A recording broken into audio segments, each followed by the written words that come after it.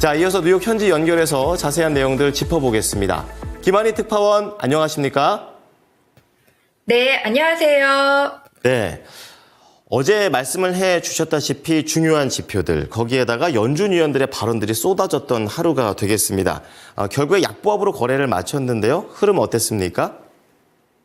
네, 오늘 뉴욕 증시에서 주요 지수가 일제히 하락 마감했습니다. 9월 인플레이션이 예상보다 빠르게 올랐고 고용지표도 둔화하면서 투심이 위축된 건데요. 유가 급등과 중동 지역의 불안한 정세도 주식 투자 심리를 약하게 했습니다. 뉴욕 증권거래소에서 다우존스 30산업 평균 지수는 전장보다 0.14% 내렸고 S&P 500 지수는 0.21%, 나스닥 지수는 0.05% 하락한 채 마감했습니다. 매그니피센트 7 빅테크 종목들은 혼조세를 보였는데요. 엔비디아와 알파벳, 아마존 3개 종목만 올랐습니다. 엔비디아는 차세대 인공지능 반도체인 블랙엘이 이미 1년치 물량을 예약 판매로 모두 팔아치웠다는 소식에 1.63% 올랐습니다. 모건 스탠리는 최근 엔비디아 경영진과 투자자들 간 회의를 몇 차례 주선했다면서 이 자리에서 블랙엘 생산 물량 1년치를 이미 팔았다는 경영진의 발언이 나왔다고 전했습니다. 지금 블랙엘을 주문하면 내년 10월 이후에나 받을 수 있다는 뜻인데요.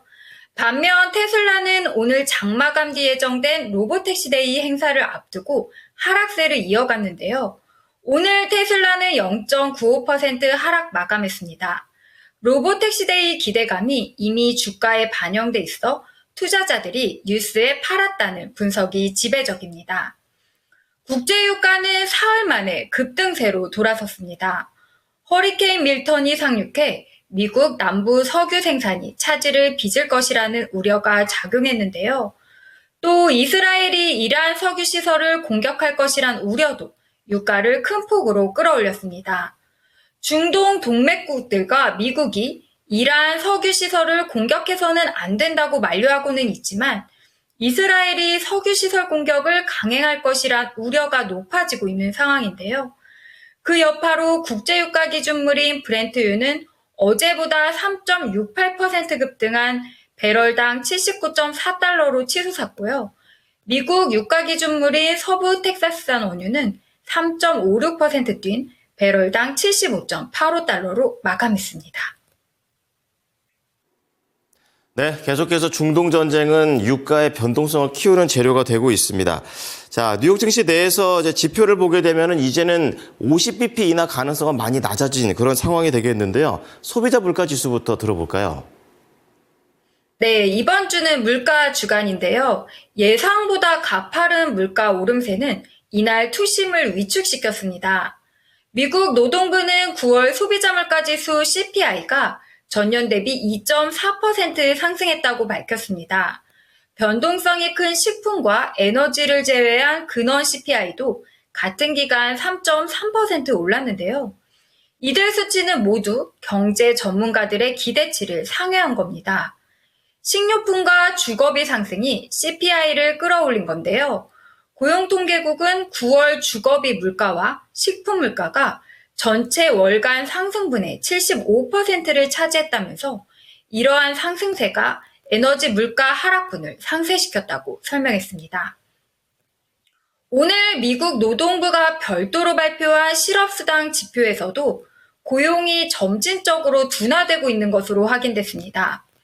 노동부에 따르면 지난주 신규 실업수당 청구 건수는 전주 대비 3만 3천 건 늘어난 25만 8천 건으로 집계됐습니다.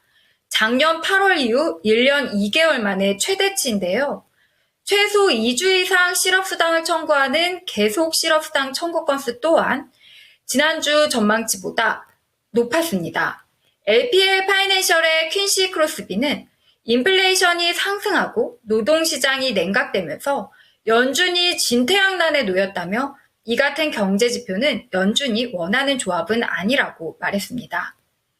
이를 반영하듯이 오늘 연준 관계자들의 발언이 잇따라 나왔는데요. 가장 눈길을 끈 건 라파엘 보스틱 애틀랜타 연은 총재였습니다. 그는 금리 동결 가능성을 거론했는데요. 라파엘 보스틱 애틀랜타 연은 총재는 지표가 적절하다고 나타나면 금리 인하 회의를 건너뛰는 것에 전혀 문제없다고 밝혀 11월 금리를 동결할 가능성도 있음을 시사했습니다. 반면 토마스 바킨 미국 리치먼드 연은 총재와 보스턴 굴스비 시카고 연은 총재, 존 윌리엄스 뉴욕 연은 총재는 각각 예상보다 높은 소비자 물가 지수에 동요하지 않으며 향후 기준금리를 점진적으로 완화할 수 있다고 밝혔습니다. 블룸버그 이코노믹스의 애나옹은 근원 CPI의 깜짝 상승에도 연준이 인플레이션이 하향 궤도에 있다는 시각을 바꾸진 않을 것이라면서 연준이 11월 금리를 0.25%포인트 인하할 것으로 예상한다고 내다봤습니다. 이제 내일 일정 살펴보겠습니다. 내일은 오늘에 이어 인플레이션 지표인 9월 생산자 물가 지수 PPI가 발표됩니다. 또 10월 미시간대 소비자 태도 지수가 나옵니다. 연준 인사들 발언도 이어지는데요. 로리 로건 댈러스 연은 총재, 미셸 보먼 연준 이사, 오스틴 굴스비 시카고 연은 총재 연설이 예정돼 있습니다. 또한 투자자들은 내일부터 개시되는 기업들의 실적 발표에도 주목하고 있는데요.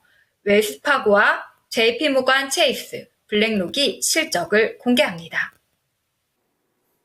네, 벌써 3분기 실적 발표 시즌이 시작이 되는군요. 잘 지켜보도록 하겠습니다. 감사합니다.